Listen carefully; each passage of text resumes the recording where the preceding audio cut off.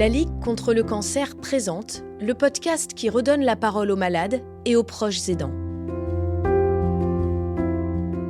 Depuis 25 ans, la Ligue nationale contre le cancer s'engage et se bat pour renforcer les droits des personnes malades et des proches aidants.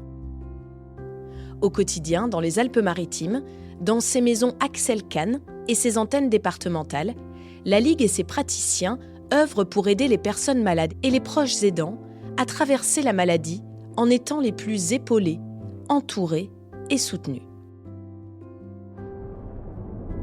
J'avais du mal à me concentrer, j'avais du mal à écrire, j'avais du mal à lire. Je sentais que j'étais pas bien. Et d'un coup, tu te retrouves en radiothérapie, et tu te retrouves en chimio, et tu te retrouves en machin. Ça aussi, c'est des aventures à vivre. Je veux la vérité. Donc, ceux que vous avez vus qui ont tenu le plus longtemps, c'est quoi ? C'est 10 ans et 15 ans. 2 10 ans et 1 de 15 ans. Voilà le programme. Maintenant, je serai le premier qui fera 20. Dans cet épisode, nous allons découvrir le témoignage de Pierre. Pierre est atteint d'une tumeur au cerveau, un glioblastome de stade 4. À 52 ans, ce père de 4 enfants se bat désormais chaque seconde de sa vie, aux côtés de son épouse Magali, pour voir grandir ses enfants et déjouer les statistiques de survie annoncées par les médecins. J'étais fatigué, j'avais du mal à me concentrer, j'avais du mal à écrire, j'avais du mal à lire. Je sentais que j'étais pas bien, quoi. Et j'en parle à Magali, et les femmes voient ce que les hommes ne voient pas, surtout quand elles sont bienveillantes comme l'est ma femme. Et elle n'a pas voulu me faire flipper, alors qu'elle a vu que je faisais des fautes d'écriture qui ne m'arrivaient pas, et que je me plantais dans mes mails, alors qu'elle sait que je suis un peu très à cheval sur mes trucs, enfin ma boîte est bien gérée, etc.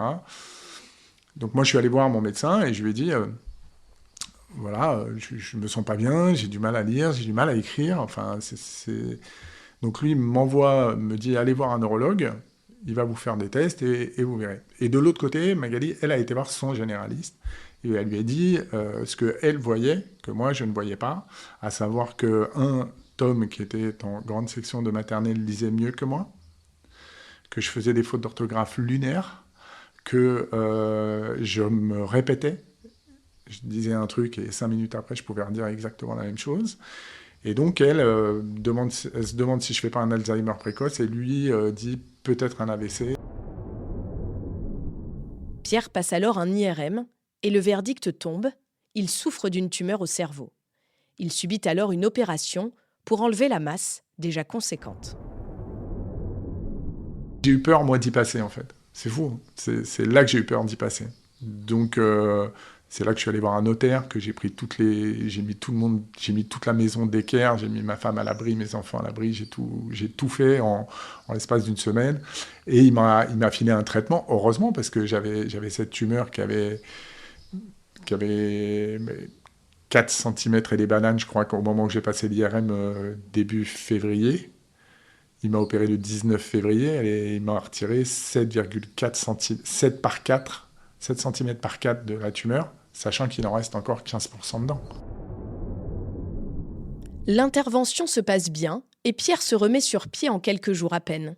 Mais une autre inquiétude le gagne, annoncer sa maladie à ses enfants. Celui qui m'inquiétait le plus, c'est Tom. Tom, il a 6 ans, il est hyper intelligent, il percute à 4000, il est hyper sensitif. J'étais en larmes. Mais j'étais en larmes à l'idée de comment Tom va me voir. Enfin, j'avais une coquille comme ça, alors je m'étais mis un chapeau,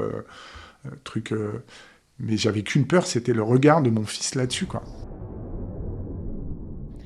Une semaine après l'opération, Pierre apprend que toute la tumeur n'a pas pu être enlevée. Et là, vous rentrez dans une lessiveuse, dans une machine à laver,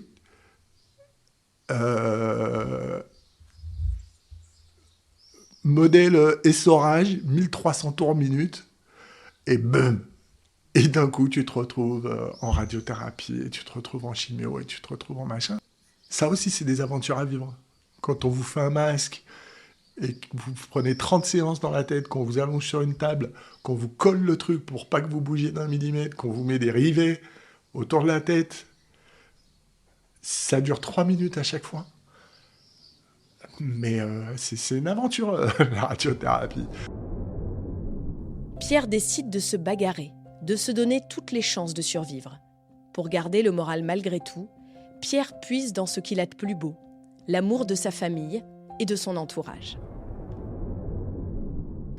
J'ai une chance infinie d'avoir la maison que vous avez trouvée très jolie, dans laquelle on a eu un vrai coup de cœur, qui est une maison d'amour, qui est une maison de famille, qui est une maison simple, mais qui sait recevoir avec des jolis volets bleus. Et j'ai une femme incroyable qui se bagarre comme une lionne pour moi. J'ai des enfants... Allez, je vais me la péter un peu, j'ai les enfants que je mérite. Parce qu'on passe notre vie à faire des câlins, à s'aimer. Et l'amour m'a toujours aidé à me bagarrer. Bien plus que la réussite ou l'ambition. Et vu que je suis très aimé, pas par un stade de foot, hein, mais ceux qui m'aiment, ils m'aiment fort. Et ça me donne une patate que je souhaite à tout homme. Pierre se lance un autre combat, défier les statistiques. Il questionne alors son médecin sur les chances de survie des malades atteints comme lui d'un glioblastome de stade 4.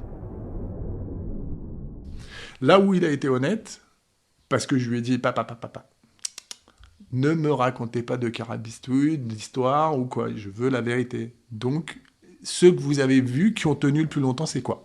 C'est 10 ans et 15 ans. 2 de 10 ans et 1 de 15 ans. Voilà le programme. Maintenant, je serai le premier qui fera 20. C'est ça qu'ils ne savent pas. J'ai même dit au docteur, ne vous inquiétez pas, dans 15 ans, on ira faire des conférences ensemble, je vous raconterai comment j'ai fait. Alors oui, j'ai des stats dégueulasses. Mais il y a des mecs qui ont fait 10 ans et 15 ans, pourquoi je ne ferais pas mieux? Lesquels je regarde? Ceux qui sont morts, ceux qui vont mourir, parce que c'est programmé, ou ceux qui s'en sont sortis et qui vivent? Il y a quelques semaines, Pierre a pris contact avec le comité des Alpes-Maritimes de la Ligue contre le cancer. Il a découvert l'association et tout ce qu'elle propose aux malades. Soins de support, accompagnement juridique, administratif, soutien aux proches aidants. La Ligue lui a fait une proposition, devenir patient référent, c'est-à-dire écouter les malades atteints du même cancer. Ça faisait un moment que je pensais à la Ligue. J'appelle cette personne que j'ai eue à la Ligue et je voulais savoir ce qu'elle faisait. Et elle m'explique toutes les prérogatives de la Ligue. Qu'est-ce qu'ils font? Comment ils aident les patients, comment ils aident les accompagnants, comment ils peuvent les aider d'un point de vue social, comment ils peuvent les aider financièrement, comment ils peuvent les accompagner, etc., etc., etc. On en est venu à parler de patients référents qui accompagnent des malades qui galèrent et qui ont des vrais soucis. Alors, non pas que j'ai pas de vrais soucis, mais tout va bien. En dehors de ma maladie, tout va bien, moi, dans ma vie. Je suis un homme heureux. Donc, je m'interrogeais, savoir si j'allais là-dessus.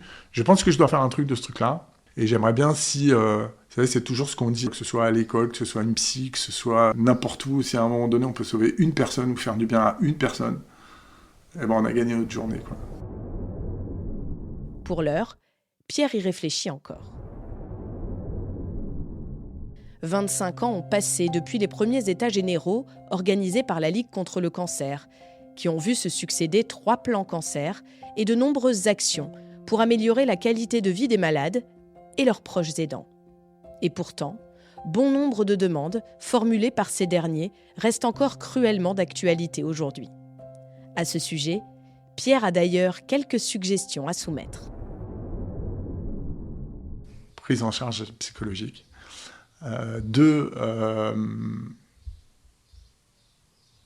accompagnement dans le temps. C'est pas un sprint, c'est un truc qui doit durer des années. Et il faut donner l'espoir que ça peut durer des années. Alors que la première chose qu'on leur dit, c'est les stats qu'ils ont.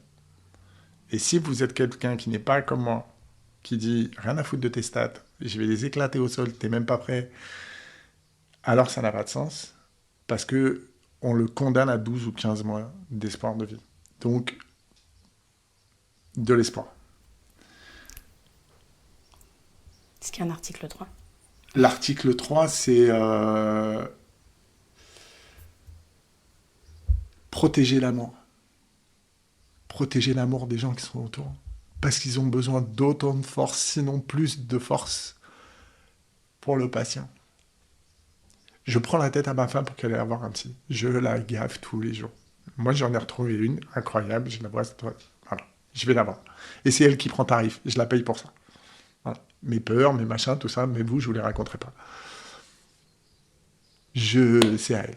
Je veux qu'elle aille voir un psy. Mais protéger le patient ne suffit pas. Il faut protéger la famille. Pour protéger la famille, il faut savoir de quoi la famille a besoin. Donc, encore une fois, on en revient toujours au même. Accompagner et protéger. Donc, il faut connaître les gens. Qu'est-ce qu'ils vivent, où ils vivent, comment ils vivent, de quoi ils ont besoin, comment ils perçoivent ça. Ce qu'on doit leur proposer à ces gens-là, c'est demain. C'est pas hier, c'est pas aujourd'hui. Donc, pour leur proposer demain, il faut les connaître. De quoi ils ont besoin de personnes. Pourquoi vous avez accepté de témoigner aujourd'hui ? Parce que je veux que les gens sachent qu'il n'y a rien qui est fait tant que c'est pas fait. Qu'on gagne un match à la fin du match. Que les histoires des autres ne sont pas notre histoire. Que si nous, on est heureux et qu'on veut protéger les gens qu'on aime, alors on prend soin de nous. Et que c'est pas parce qu'on nous annonce des stats dégueux que... c'est des stats. C'est des stats. Le bonheur, c'est un choix. C'est un choix audacieux, c'est un choix courageux. Je suis courageux, je suis audacieux.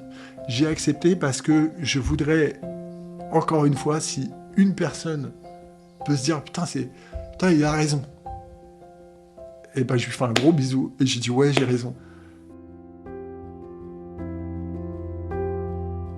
Vous venez d'écouter le podcast de la Ligue contre le cancer des Alpes-Maritimes.